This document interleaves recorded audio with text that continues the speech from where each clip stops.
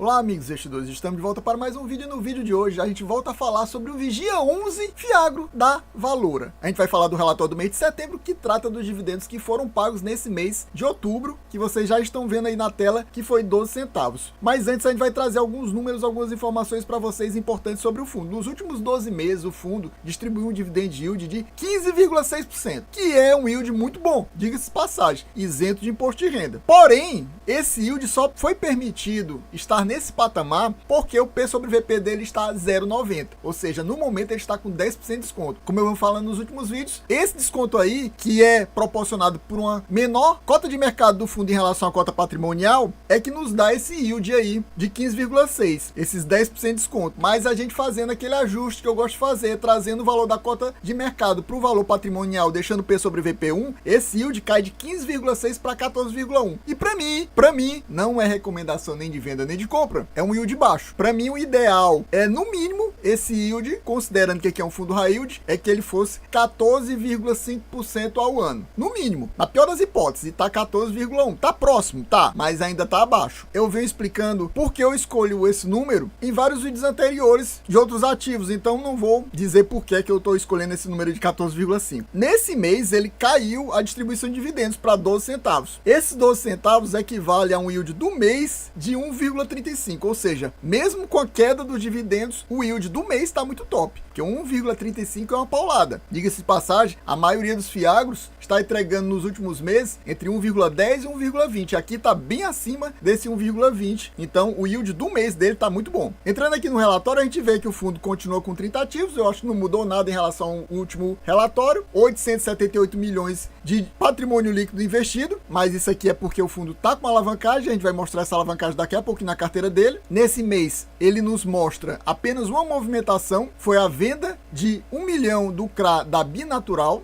O fundo aumentou a quantidade de cotistas dele, que estava na faixa de 160 mil, agora está ultrapassando a barreira dos 170 mil. Ele mostra aí que tem 31% do número total de investidores em fiagros, ou seja, praticamente um terço dos investidores que investe em fiagro tem o Vigia na carteira. Agora vamos para as notícias que deveriam ser desse mês, mas na realidade é um Ctrl+C, Ctrl+V que o fundo fez do relatório do mês de agosto para esse mês. Aí ele fala aqui que o portfólio do fundo permanece adimplente, ou seja, tá todo mundo pagando, inclusive a Langiru, que a última vez que ele citou a Langiru foi 2 meses atrás, dizendo que estava tudo ok, agora a Langiru estava pagando. Aí ele fala que o gestor considera que todos os devedores do fundo exposto ao setor supracitado, que ele falou acima, que é exatamente setor de distribuição de insumos do fundo, estão saudáveis. Com isso, ele não vislumbra nenhuma consequência negativa diante dos recentes acontecimentos relacionados a outra empresa do setor. Aqui nada mais é, nada menos é do que uma alfinetada aqui na AgroGalaxy. Ele tá falando da AgroGalaxy sem citar o nome de AgroGalaxy. Apesar dele dizer isso, o fundo teve uma queda significativa do mês passado para cá. Eu vou mostrar isso para vocês agora. No dia 18 de setembro, quando explodiu a bomba, o fundo estava com a cota de 8,96. E agora, no momento, vocês estão vendo que a cota dele está 8,51. Basicamente, caiu cerca de 6%. Então, apesar dele dizer isso, que não tem nenhuma empresa na carteira do fundo que esteja com problemas, estão todas saudáveis, ele dá a entender, nenhum devedor do fundo nesse mesmo setor aqui de distribuição de insumos está com problema, tá todo mundo saudável, mas mesmo assim a gente vê claramente que a AgroGalaxy impactou no valor da cota de mercado do fundo. Mas é claro que não foi só o problema da AgroGalaxy, tem a questão também que todo o setor de fiagros e os demais fundos, até de FIINFRA e fundo imobiliário, todos estão sendo afetados atualmente por causa do crescimento das taxas futuras, principalmente muita gente saindo da renda variável e indo para a renda fixa, investir lá no Tesouro IPCA+,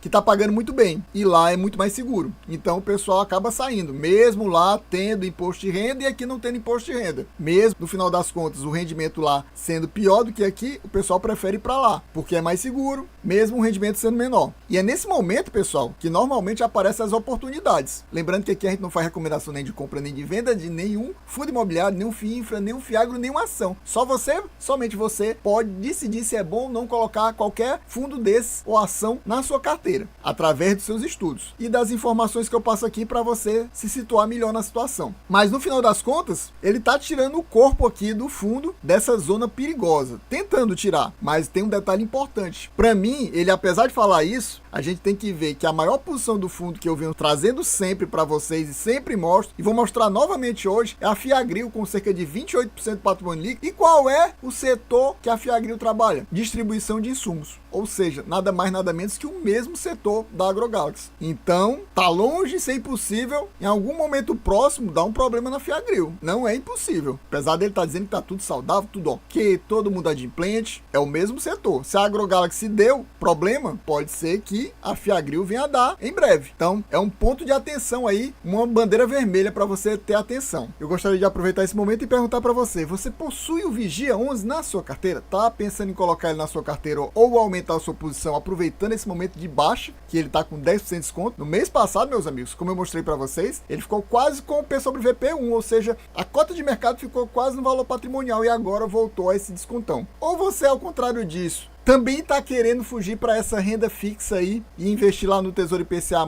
por ser mais seguro, mesmo pagando imposto de renda? Me diga aqui nos comentários para trocar informação, trocar figurinhas. Me diga quais são os seus fiagros, que eu direi quais são os meus. E meu amigo, se você ainda não é inscrito nesse canal, o que você está fazendo? Não perca mais seu tempo de forma alguma, se inscreva agora mesmo, não pense mais nada, se inscreva, rumo aos 5 mil inscritos, estamos rumo aos 5 mil inscritos, teremos grandes novidades quando batermos essa meta dos 5 mil inscritos. Ative o sininho para receber as notificações dos próximos vídeos e assim que sair você já está assistindo, para aumentar o engajamento. Desta forma, o YouTube distribui para mais pessoas e a gente consegue bater a meta mais facilmente e trazer novamente uma leitura do relatório do mês de outubro aqui do Vigia 11 para vocês no próximo mês. E não esqueça de deixar aquele likezão. Antes de mais nada, deixa aquele likezão. Chegamos aqui na DRE do fundo e a gente observa que depois daquele mês de julho, que o fundo teve essa receita estúpida de CRA, que não fica claro, mas eu tô imaginando que isso aqui tem a ver com a volta dos pagamentos da Languiru. A gente sabe que ela passou quase um ano devendo ao fundo, sem pagar juros, sem pagar nada. Pode ter pago os juros toda uma vez aí, por isso desse valor alto. É o único motivo que eu vejo para ter dado uma receita tão absurda assim, porque esse fundo aqui, ao contrário de alguns outros fundos, Fiagros, Fiinfras e fundos imobiliários, a maioria dos devedores deles paga de forma mensal. Então não é para ter um mês que dê tão discrepante assim. Você vê que aqui deu 15 milhões 600, depois caiu para 8,600, sem nenhum motivo. Você vai dizer assim, ah, mas teve mais dias úteis. Realmente, julho teve mais dias úteis. Mas essa diferença de um dia ou até 2 dias úteis a mais não justifica esse valor de quase o dobro. Para mim, poderia ser esse um ano de receitas de juros acumuladas da Languiru, que ele pagou de uma vez e aí, por isso, teve o pagamento extra. Até isso eu acho que seria muito, mas é a única coisa que eu vejo, já que a grande maioria dos devedores dele paga de forma mensal. E os dois que pagam semestral não tem dívidas tão grandes com o fundo que justificasse quase dobrar a receita de juros. Aí você observa que nesse mês de julho, o fundo teve um lucro de 14 milhões e pagou quanto? 11 milhões 239 mil, ou seja, ele basicamente colocou 3 milhões em reserva. Já no mês de agosto, como a receita caiu muito, caiu basicamente 7 milhões. O fundo, no final das contas, também teve 7 milhões de lucro a menos e pagou novamente o mesmo valor que ele tinha pago no mês anterior. Ou seja, ele teve um resultado de 7 milhões e pagou 11 milhões para pagar os 13 centavos novamente. Então ele teve que tirar praticamente 4 milhões e 200 de reserva do fundo para complementar esse rendimento e pagar 13 centavos novamente. Já no mês de setembro, a gente vê que ele recebeu mais, recebeu cerca de 1 milhão e 300 mil a mais. Por isso, você vê que esse resultado de receitas do fundo é basicamente das receitas de juros das CRAs. Você vê que nas outras coisas ele praticamente não recebe quase nada. É uns trocados. Aqui, ó, 12 mil, 56 mil, são valores desprezíveis. Aqui no mês de julho, até que teve um valor de negociação alto. Isso aqui pode também ter sido por causa da Languiru, mas mesmo assim também a de receita de juros foi muito alta. Tudo contribuiu para aumentar o resultado, mas a gente não fica claro porque o fundo simplesmente não fala nada no relatório. Ele só disse que a Languiru ficou adimplente, mas não disse assim, a Languiru ficou adimplente pagando 5 milhões de reais de juros, mais tantos milhões de multa. Ele não falou isso no relatório. Nesse mês de setembro aumentou as receitas, como a gente está vendo, e com isso o fundo teve um lucro maior também, 8 milhões e 400 mil, basicamente 1 milhão e 400 mil a mais do que no mês anterior. Só que em vez de ele pagar, como ele estava pagando nos meses anteriores, 13 centavos, que ele teria que colocar basicamente 3 milhões praticamente de reserva para pagar, ele não fez isso. Ele colocou mais 2 milhões e pagou 12 centavos. E você vê aqui embaixo, ele continuou com mais 5 centavos por cota de reserva. Então ele ainda tem essa reserva.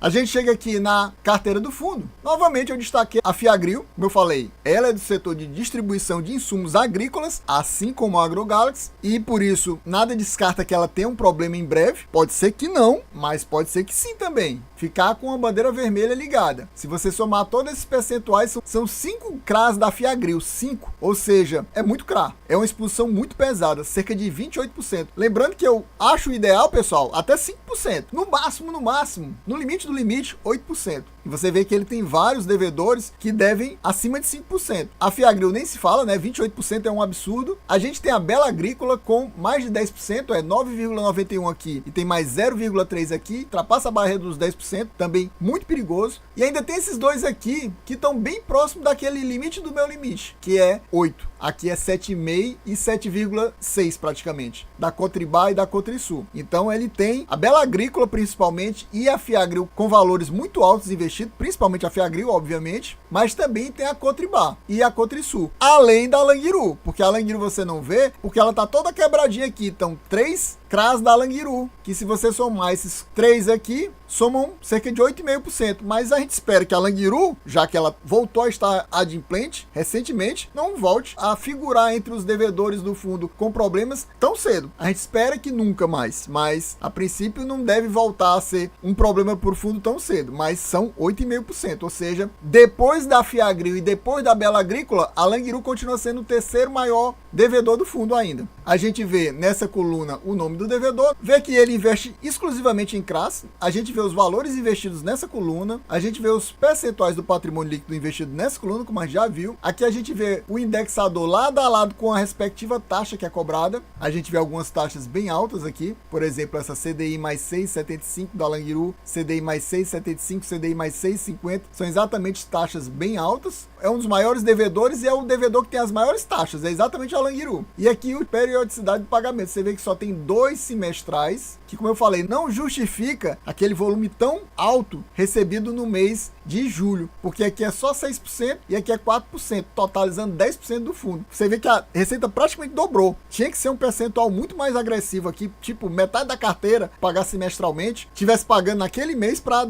dar aquele valor absurdo. Não é o caso. Por isso que eu creio que pode ser algo a ver com Languiru ficando em dia com o fundo naquele mês de julho. A gente vê que no total ele tem 878 milhões investido em CRAs, o que nos dá 109,2% do patrimônio líquido, ou seja, o fundo está com uma alavancagem de 9%. Se retirar o valor que o fundo possui em caixa, cerca de 7 milhões e meio, a dívida dele são 81 milhões, então temos um caixa líquido negativo de 73 milhões e 800, praticamente 74 milhões, que essa aqui seria a dívida real que o fundo tem, se você excluir os valores que o fundo possui em caixa, esses 9,2%. O fundo atualmente conta exatamente com um patrimônio líquido de 804 milhões. Se eu não me engano, pessoal, no ano passado, antes do problema da Languiru, o fundo tinha um patrimônio líquido na faixa de 845 milhões, se eu não me engano. Era mais ou menos isso, 825 milhões para 845 milhões. Pessoal, então a gente vai ficando por aqui, espero que vocês tenham gostado. Quem gostou já sabe, se não for inscrito, não perca mais seu tempo, se inscreva agora mesmo, sem pensar muito. Já deixa aquele likezão também, sem pensar muito, deixa o like, comenta aqui para ajudar a gente a aumentar a quantidade de views o mais possível, para no mês que vem estarmos trazendo mais uma vez uma leitura do relatório do mês de outubro, aqui do Vigia 11 da Valora para vocês. É isso aí, valeu, até a próxima e fui!